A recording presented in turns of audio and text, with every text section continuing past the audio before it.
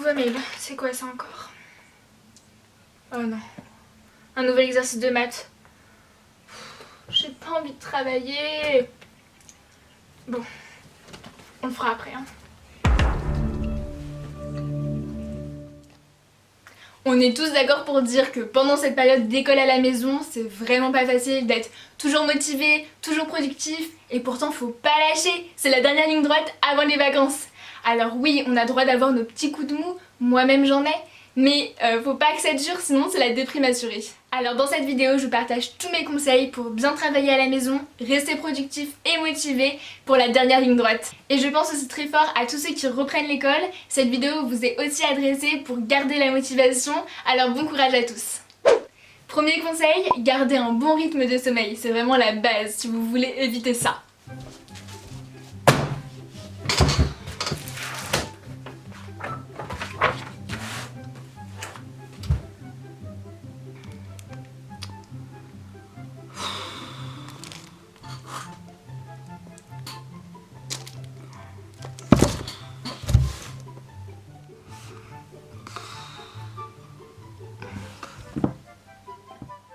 Bien dormir, ça amplifie vraiment votre motivation et votre efficacité. Si vous passez toute la nuit devant vos écrans, YouTube, Netflix ou encore vos jeux vidéo, vous pouvez être sûr que le lendemain matin, vous ne serez pas apte à travailler et vous n'aurez aucune motivation.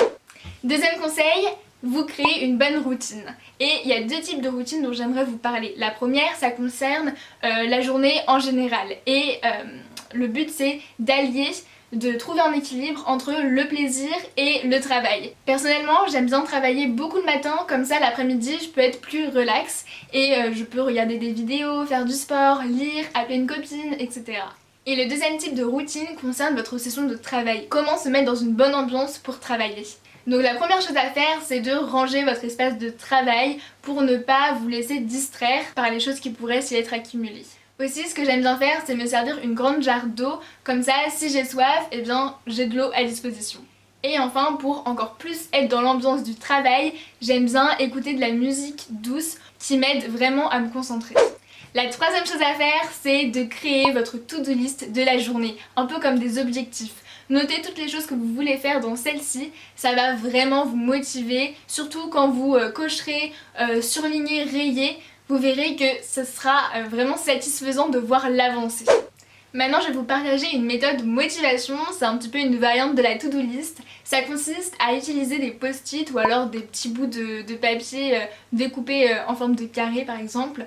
Et dessus, vous allez écrire toutes les matières que vous voulez travailler dans la journée et en même temps noter le timing, ça je vous en parle juste après. Et donc vous disposez vos post-it à droite de votre bureau et à chaque fois que vous avez fini une de ces tâches, hop, vous la passez à gauche. Comme je vous l'ai dit, c'est un petit peu comme la to-do list, mais je trouve que c'est encore plus imagé et le fait de faire cette action, c'est vraiment trop bien aussi. Donc ce que je vous conseille, c'est de varier un petit peu. Des fois vous faites la to-do list, des fois vous faites la méthode des post-it. On met un petit peu de folie dans tout ça. Cinquième conseil, se fixer un temps pour chaque tâche que vous voulez entreprendre, plus mettre un chrono. Le but, être plus efficace. La dernière fois, je suis tombée sur un article que j'ai trouvé super intéressant, c'est pourquoi je voulais vraiment vous le partager. Et donc ça parlait de la loi de Parkinson. Et non, je parle pas de la maladie.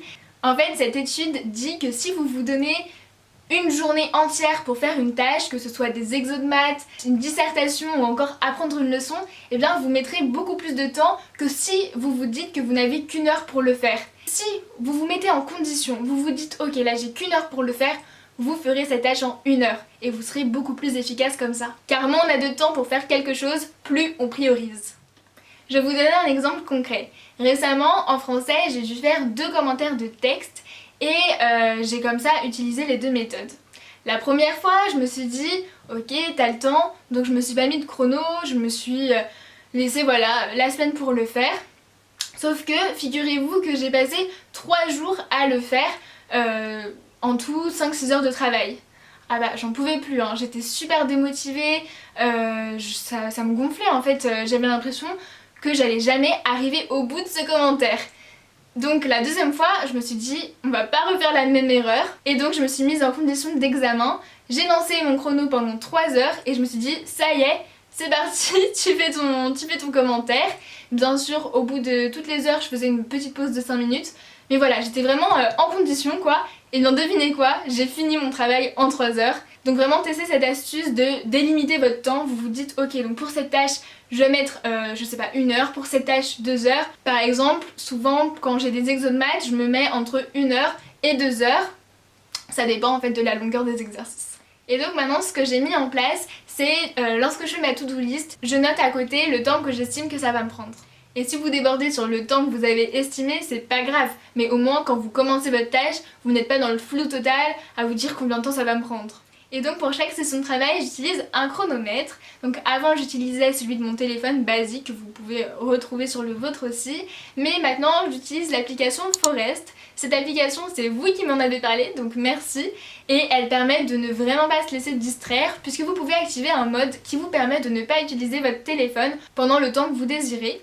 Et si vous ne voulez pas utiliser votre téléphone, parce que c'est quand même la meilleure des choses pour ne pas être distraite, je vous conseille d'utiliser soit un sablier, soit un minuteur de cuisine. Prochaine astuce, ne pas utiliser son téléphone pendant une session de travail. Ça, je crois qu'on ne nous le dira jamais assez, mais vraiment dire adios à son téléphone pendant qu'on travaille, c'est vraiment la chose la plus bénéfique. Combien de fois j'ai mon téléphone à côté de moi, je veux juste regarder l'heure ou faire une recherche sur internet, et puis je me retrouve à scroller mon fil Insta. Donc ce que je vous conseille, c'est de vraiment mettre votre téléphone assez loin ou au moins en mode avion ou enlever le wifi. 7ème conseil, faire des pauses. Mais attention, toutes les pauses ne sont pas permises. Le plus souvent, mes sessions de travail durent entre une demi-heure et 1 heure, et entre chacune d'entre elles, eh bien, je fais des petites pauses de 5 minutes. Mais la règle, c'est de rester productive pendant celle-ci. Je m'explique. Imaginons que vous venez de finir votre session de travail et vous allez vous jeter sur votre lit avec votre téléphone. Ah bah là, vous êtes sûr que vous n'allez pas repartir travailler. Et je parle par expérience. Ce que vous pouvez faire à la place, c'est quelques étirements, puisque souvent rester sur une chaise de bureau toute la journée, ça fait vraiment mal au dos. Vous pouvez aussi sortir un petit peu, vous aérer, ranger un petit peu votre chambre. Bref, restez productif pendant ces petites pauses qui ne durent pas très longtemps. Et essayez d'utiliser le moins possible votre téléphone, puisque après c'est vraiment compliqué de le lâcher en fait.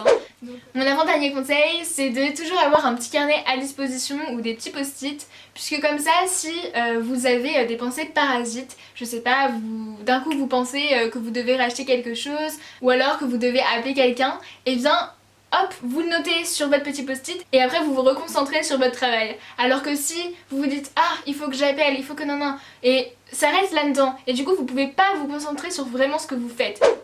Et mon dernier conseil, d'ailleurs celui-là j'utilise beaucoup, c'est quand vous comprenez pas un cours, n'hésitez pas à regarder sur internet et notamment des vidéos YouTube sur le chapitre en question, puisque personnellement ça m'a vraiment été bénéfique.